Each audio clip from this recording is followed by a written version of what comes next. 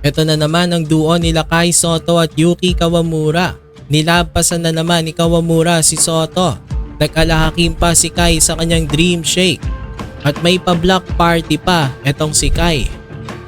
So game day ulit ni Kai Sotto at ng Yokohama.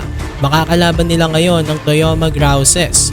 First quarter nakadakdak agad si Kai sa lab pass sa kanya ni Kawamura.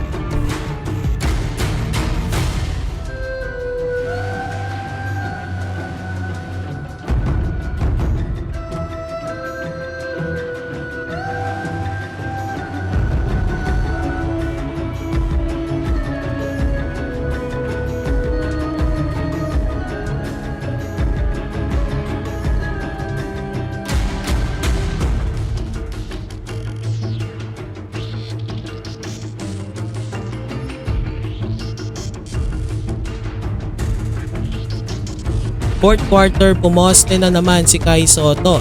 Nag-ala-hakim pa nga ito sa kanyang Dream Shake at naka-end one play pa siya. Maya-maya lang isang monster dunk na naman ang ginawa ni Kai matapos setapan na naman ng isang alley-oop play ni Yuki Kawamura.